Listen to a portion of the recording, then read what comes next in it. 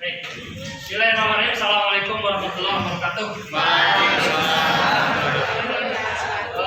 Hari ini kita akan melakukan kegiatan proyek kelima dengan tema Bhinneka Tunggal Ika. Di materi pendidikan Pancasila, ambil temanya adalah NKRI. Apa itu NKRI? Negara Kesatuan Republik Indonesia. Di mana seperti kita ketahui terbentuknya sebuah negara itu kan ada apanya? Satu. Apa lagi? Terbentuknya sebuah negara harus ada satu pemerintah, kedua masyarakatnya, benar, tiga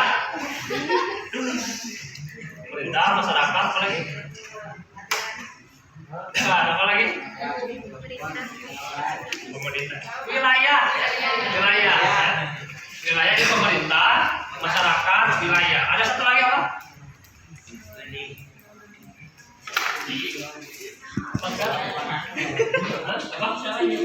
Pengakuan dari negara yang minta diakui oleh negara lain itu belum bisa disebut dengan negara. Ya, apa yang terjadi sekarang Palestina, ya, itu juga sama. Karena Palestina itu berdirinya diakui oleh negara lain. Bahkan Indonesia berdiri pun pertama kali diakui oleh Palestina. Ya, maka sekarang seluruh dunia membela Palestina supaya tidak hilang nama Palestina. Itu kan pro kontra ya, ada yang sudah dihilangkan, ada yang sudah tidak. Maka secara global Palestina harus ada tetap menjadi negara kesatuan Palestina. Baik, kesempatan kali ini kita akan melakukan debat. Ya. Debatnya tentang kewilayahan. Temanya adalah Papua. Begini kalau ya. Nah, mengapa awal mula adanya Indonesia, Papua itu tidak ada. Maka sekarang kita melakukan debat antara yang setuju dan tidak setuju. Atau yang kira-kira setuju ini Papua masuk ke Indonesia, atau ada yang tidak setuju dengan masuk ke Indonesia. Maka silakan persiapan pertanyaan setiap kelompok untuk ditanyakan ke dalam kelompok yang ya. Ya Pak? Ya, Assalamualaikum warahmatullahi wabarakatuh. Bagaimana Indonesia membuat Papua bergabung ke wilayah Indonesia?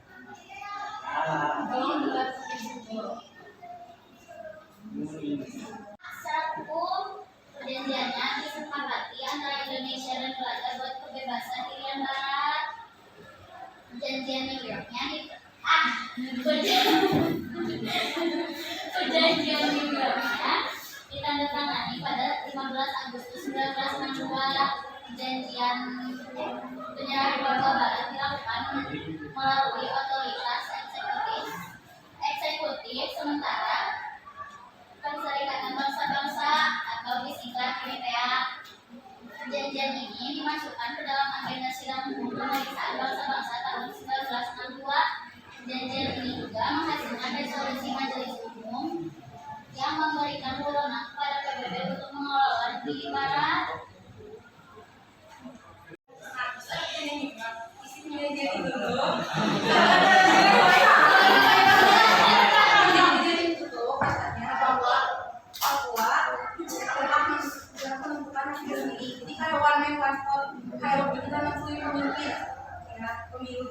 Nah tapi kenapa kata itu cuma ambil sampelnya doang buat pemimpin Papua masuk ke Indonesia bagian, jadi cuma sampel dari jutaan orang di Papua cuma 1.000 orang yang ngelakuin buat itu. Apa itu sah? Secara demokratis bisa menghukum. Saya akan menjawab pertanyaan dari kalian yang bagaimana cara Indonesia mendapatkan Papua membuat Papua bergabung ke Indonesia. Kan awalnya Papua di India di bawah pemerintahan Belanda. Nah terus pas waktu tahun 1969 Papua bisa kembali lagi ke Indonesia, berbeda sama Indonesia karena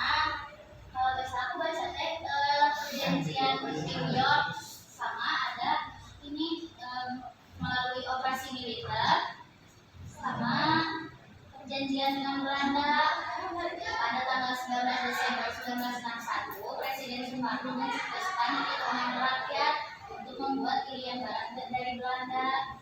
Operasi Pihora berlangsung dari 19 Desember sampai 15 Agustus 1962.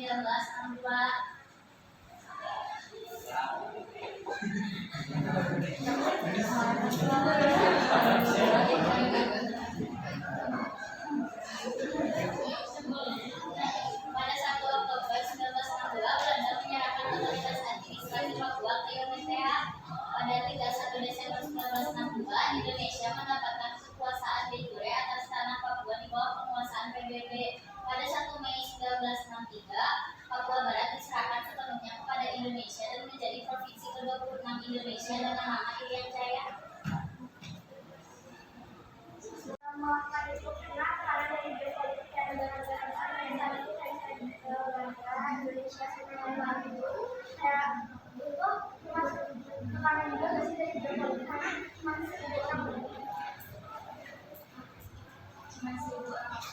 Perkenalkan, saya Azrin Amira Sada. Izinkan saya mengajukan pertanyaan.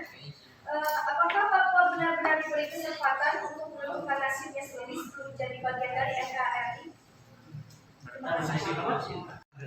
Kalau lagi apa? Pertanyaan dari Azri.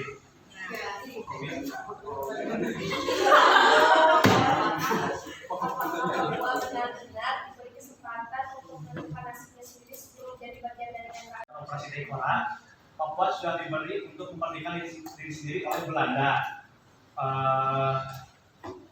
Otomatis telah diberi kesempatan untuk menentukan nasibnya sendiri. Tapi kenapa itu nggak terjadi?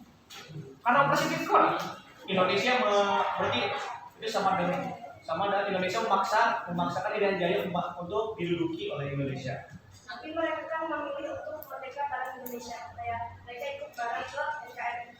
Berdasarkan semua ingin tadi yang Kan saya ada sebutkan. sebagian yang nggak terima, Kenapa?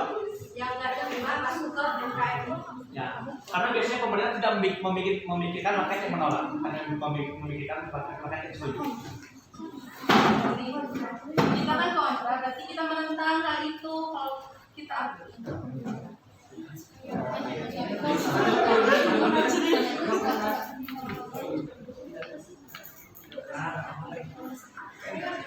Dan kita juga tidak tahu yang setuju dengan persyaratan yang tadi disebutkan oleh Putri bahwa itu warga sipil biasa. Siapa tahu itu adalah orang-orang terpilih yang dipilih oleh pemerintah pada zaman itu.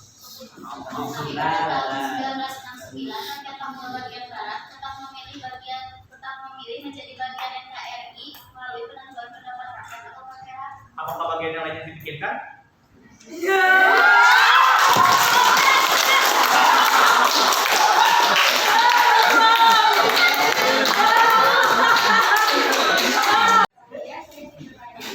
dalam konteks integrasi Papua ke dalam NKRI, apakah pengakuan budaya Papua oleh negara bersifat substansial atau malah simbolis?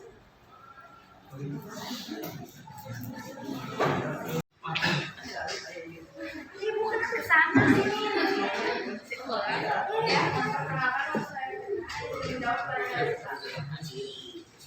Ya, jadi integrasi Papua ke dalam NKRI bersifat substansial karena telah membawa berbagai manfaat nyata bagi masyarakat Papua, seperti pembangunan infrastruktur yang meningkatkan aksesibilitas dan kualitas hidup, meningkatkan kesejahteraan melalui pembangunan ekonomi dan kesempatan kerja, kesepakatan pendidikan yang lebih baik untuk meningkatkan kualitas sumber daya manusia. Saya ingin menyanggah jawabannya, kan kalau misalnya substansial itu berarti dianggap semua karena boleh ke dalam Indonesia kan.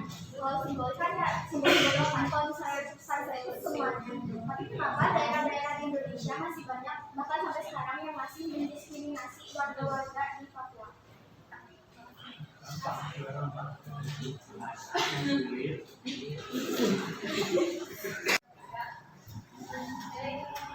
Jawab yang baik. Tapi kan integrasi ini juga memperkuat hubungan dari satu bangsa Indonesia, serta meningkatkan kesadaran dan partisipasi masyarakat pada undang-undang nasional. Nama saya Wahyu Alfianto. Ini saya akan menyampaikan pernyataan dari Hadia. Yang pertama, untuk alasan kenapa infrastruktur di Papua tidak merata, yaitu keterbatasan sumber daya, keterbatasan akses ke bahan-bahan bangunan modern seperti beton dapat menjadi salah satu penyebab. Contohnya kenapa kita sulit menyalurkan sumber daya, karena yang kita ketahui Papua itu memiliki letak geografis yang sangat ekstrim. Karena Papua terhitungnya masih sangat hutan. Karena mereka mungkin di sana masih kental dengan adatnya, jadi mereka tidak tahu dunia luar. Terus yang kedua, karena kondisi geografis yang telah saya sebutkan tadi, Papua memiliki kondisi geografis yang unik, terkadang sulit untuk dijangkau. Seperti yang saya sebutkan, ya, karena terhalang oleh jalan. Izin menyangga pernyataan yang tadi Wahyu sampaikan. Katanya kan karena letak geografis yang ada di Papua, ya.